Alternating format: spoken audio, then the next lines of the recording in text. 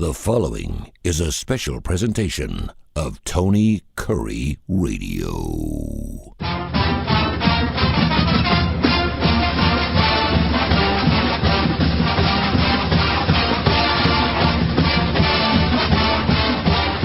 Most listened to podcast every single week, the UAB Director's Chair, not only because we have a lot of Blazer Nation out there and people are loving the football season they just had, the brand new coach in Trent Dilfer, and also the basketball program doing quite well despite the fact they lost again last night. I know they'll make it right before March Madness. They'll get in. We'll be good to go. But because we have Mark Ingram on, the athletic director of the UAB Blazers, a good friend of mine, and while we can get coaches on, and we'll certainly get Trent on, and other coaches, I love to pull back the curtain on entire athletic departments, and Mark has been nice enough to do that. First of all, how you doing? The new year treating you right? Everything good? Yes, sir. Yeah, excellent. Thank you, Tony. Fantastic. Thanks again for coming on. College football, when I first started doing sports radio 25 years ago, it was so seasonal. September through January, you were done. And then I remember we had a list of things that we could talk about on slow news days. You don't have that in sports radio anymore. And college football is not seasonal. It's year round. That's made it great for everyone who loves college football. So certainly people bringing up the idea that Kirby Smart is surpassed Nick Saban is the greatest coach in college football is kind of funny, but it does make some debate. Obviously, Georgia Bulldogs fans are going to have their take on that. Alabama fans are like, we're having none of it. Mark Ingram as an athletic director, what are you seeing from this Georgia Bulldog? My thought is Alabama's been so relevant for so long. It is a dynasty, and you're not going to win every single year, although college football fans believe they should. I think if you're averaging a national championship every other year and a half or 2 years, that's pretty impressive. But your take on what Kirby Smart's doing in Georgia, and the other thing is, Nick Saban was at Toledo, LSU, the Miami Dolphins before he came to Alabama and just turned that program into a juggernaut. This is Kirby Smart's first coaching job. I mean, what he's doing at Georgia is amazing. Yeah, hey, listen, Coach Smart is a great coach. He's clearly doing a terrific job there, and hats off to him for a second national title. I think it's a bit hasty to say that he's passing Nick Saban. I don't know how many I don't keep up with how many national titles Coach Saban has, but I guess whenever he gets to that number, then you can start having that conversation. And don't forget that Coach Saban won a national title at LSU. So He's won national championships at two different institutions, which I find also very impressive. So, and that's not taking anything away from Coach Smart. I bet he would say the same thing. Yeah. He's got two, obviously winning back-to-back championships for the first time since Alabama did that in 11 and 12, and Nick Saban obviously has 7, which is the most all-time, and I don't think anyone thinks that number is going to be surpassed, although Kirby at the age of, 46, 47 certainly has a lot of years in front of him. He's 33-1 his last 34 games, top 7s in 6 consecutive years, back-to-back championships, and he did do something this year that Nick Saban's never done, that is go 15-0.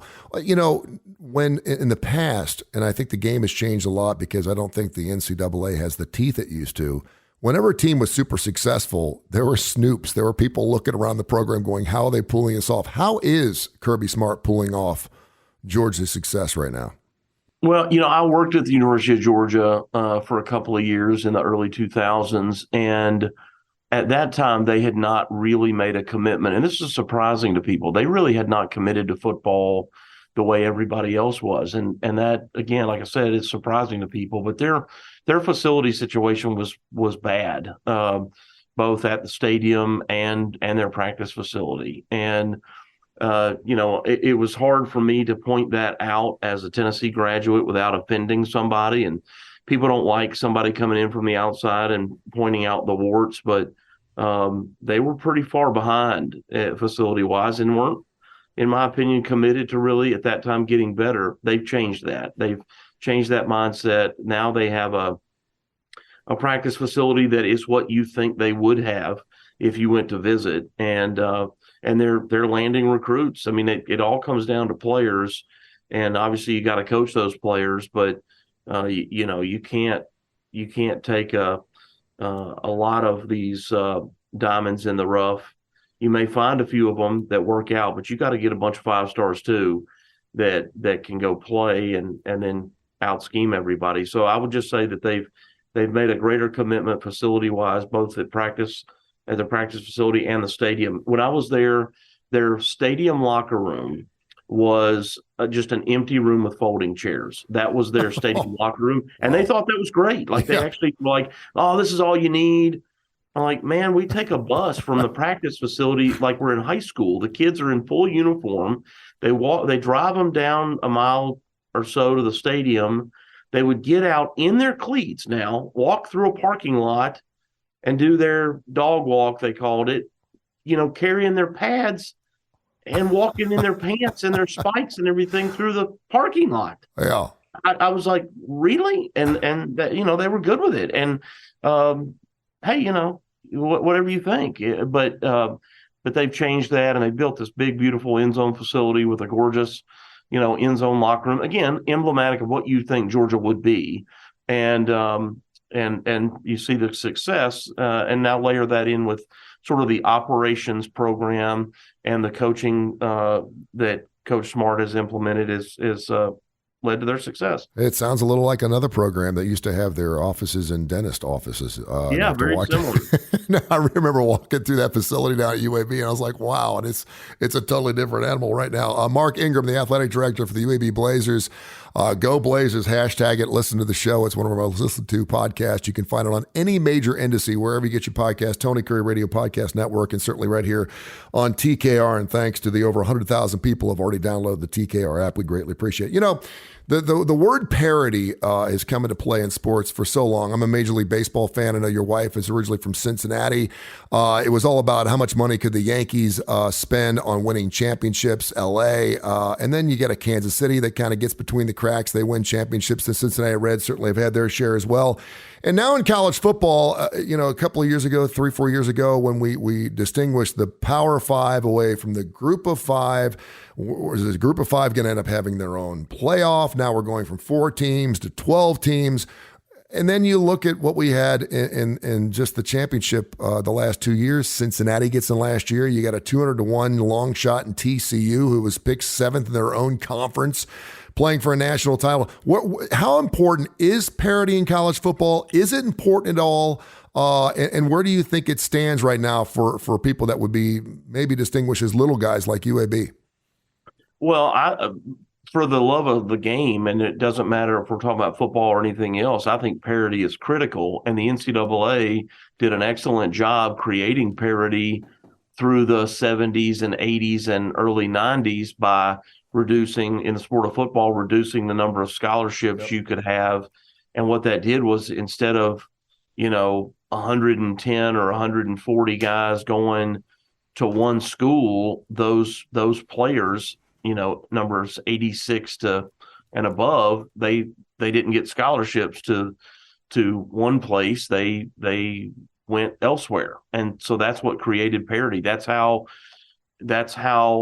Michigan got beaten by Appalachian State when they were FCS, back whenever it was 20, 25 years ago. And oddly enough, that was the start. That was the beginning of the end for parity, because it was great for college football.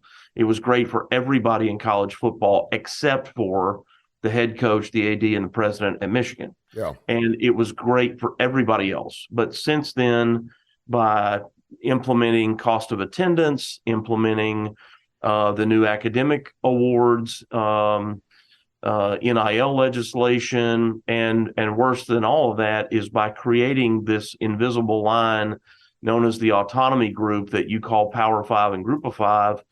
Those things have reduced or, slowly not eliminating, but shrinking this concept of parity. And so it's made it harder for these teams in the American and Conference USA and Sun Belt and the Mountain West. It's made it harder for us to compete.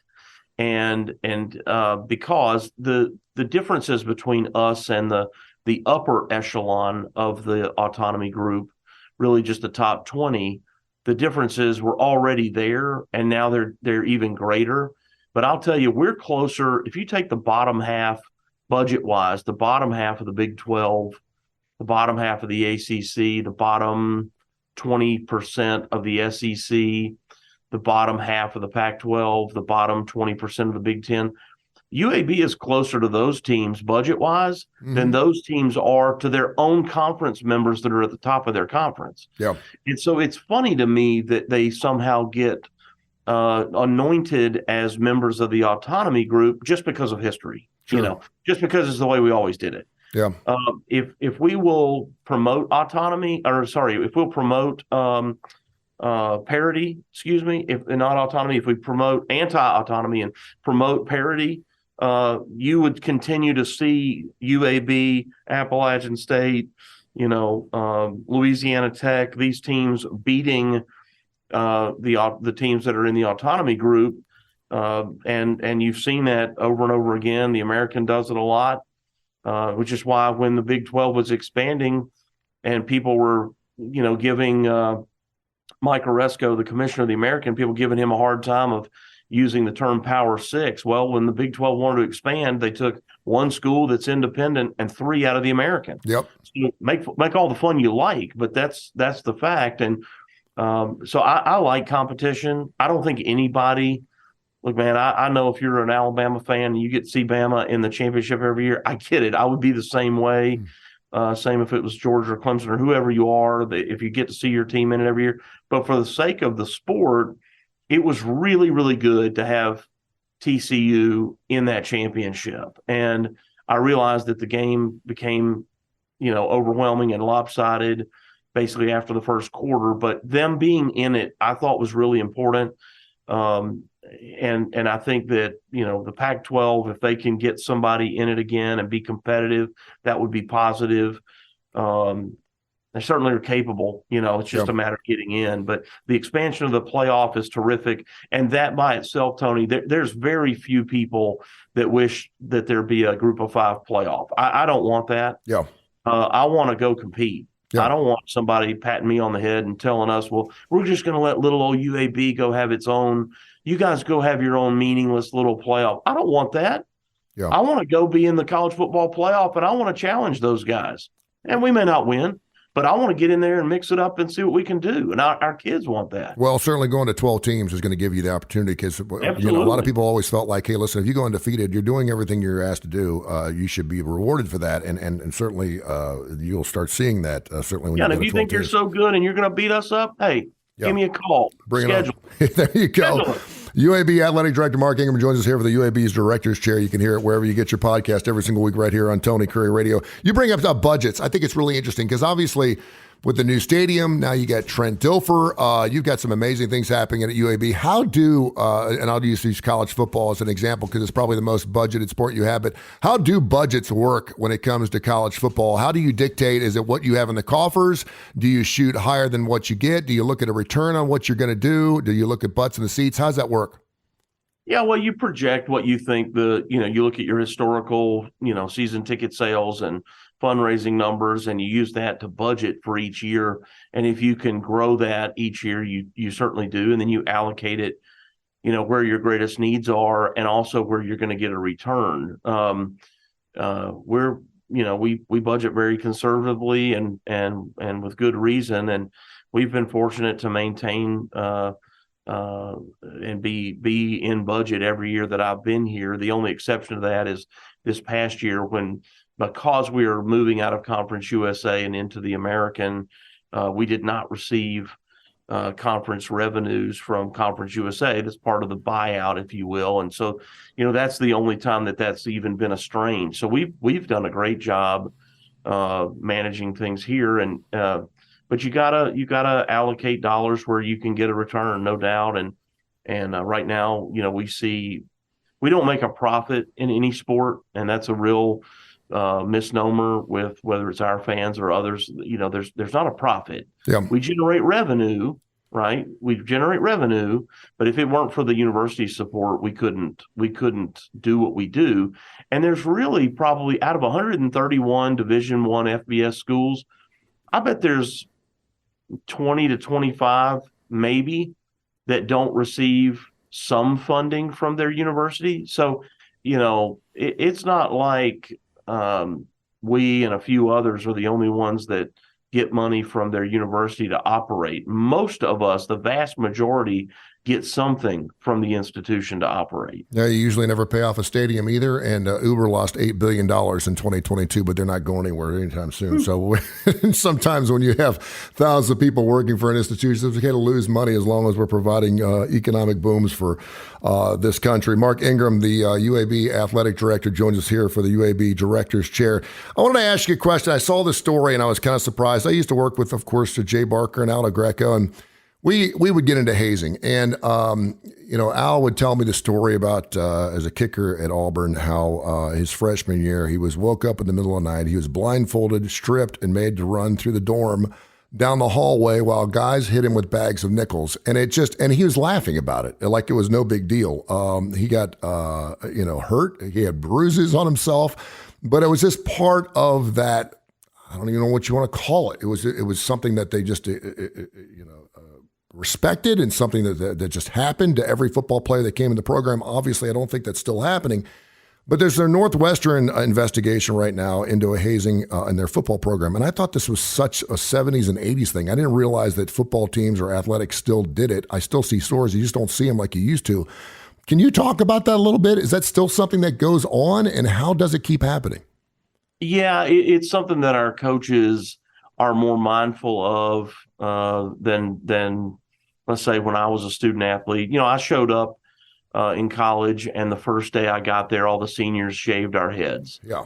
And I didn't think anything of it. It didn't bother me other than I looked like a goofball, and I had to wear a hat around for a month or so while it grew back. But it grew back, right? Yeah. It didn't bother me, but that doesn't mean it didn't bother the guy next to me, right? And some people are more sensitive to that kind of thing. And there's various types of hazing. Like, I would say that's not really hurting anybody, right? It's not injuring a person. It does create some embarrassment, which is not what you want. But then, you get people that are, they're forcing alcohol on kids, or other things that are really, truly like harmful to their health. And there's wide varieties of that. And we've tried very hard to eliminate that because you got young people that are doing it, and they will carry it too far, or have in the past carried it too far. But I doubt that we've eliminated it altogether, right? I'm sure that there are times where a senior says to a freshman, "Hey man, carry my helmet out to practice," or something like that. Well, is that hazing? I guess it probably is. Is that hurting anybody? I probably not. Is it the right thing to do to your teammate? No. But you got young people that might do things to other young people that you're just not aware of. Yeah. But you try to explain to your older kids, your older students, hey, we don't do that here. And there have been programs eliminated over it, and in various sports around the country, because it was so bad.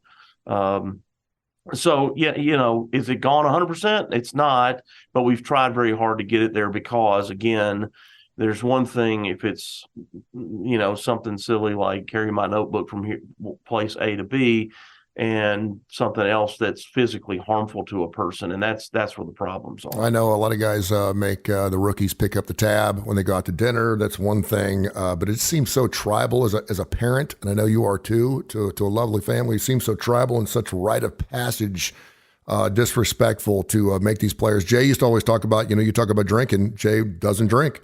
And the guys would and he's like, listen, I'm not doing it. He stood his ground, and he ended up winning a national title for it in 1992. Yeah, and I think some people have a strong enough personality that they're able to do it. And not everybody has the same, sort of courageous ability to do that. My oldest, I've got 4 kids. My oldest goes to the Naval Academy. The day they show up, they shave their head. Yep.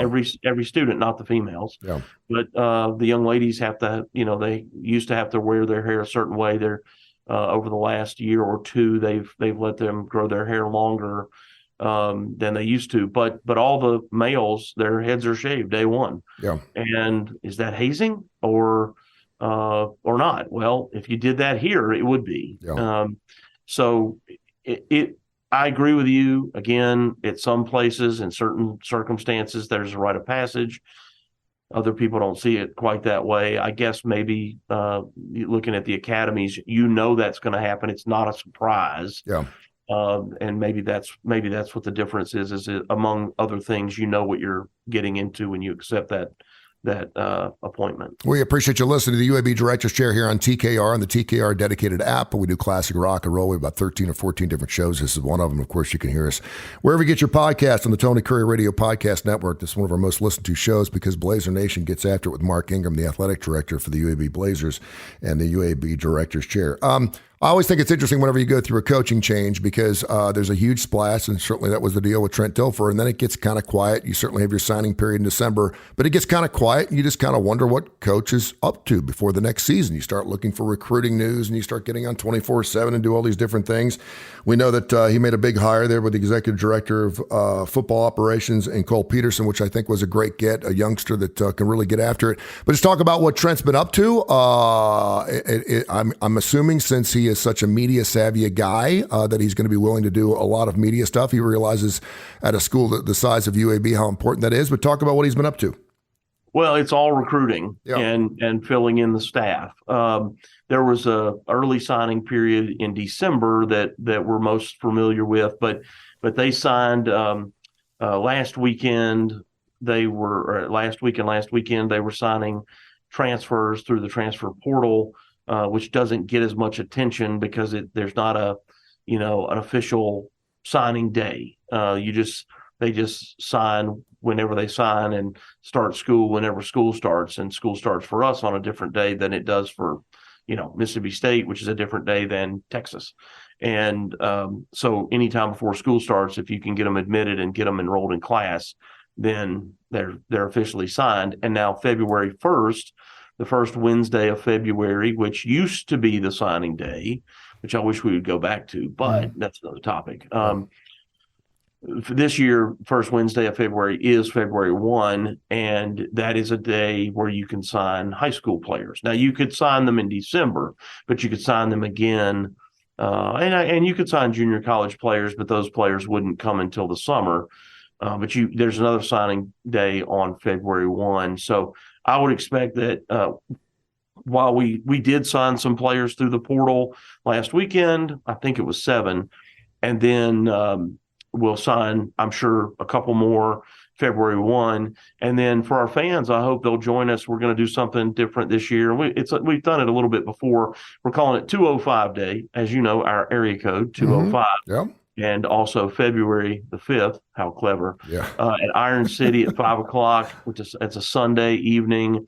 Come down to Iron City, meet the staff, meet Coach Dilfer, meet the other coaches, and they're going to introduce all these players. They're going to talk about the unique stories behind how did they land this recruit, where did they come from, tell me a funny story about, when they went into their house and their mom made meatloaf and it was the best meatloaf they ever had, that kind of stuff. Yeah. And had a little brother that teased them about their funny shirt, that kind of thing. Yeah, you're going to have Ruben Studdard there. He was the big 205 there in American Idol. You should have maybe Ruben. he could sing a song. That'd be awesome. He's lost about 205 pounds, by the way. God bless him. He's looking svelte. He's looking fantastic.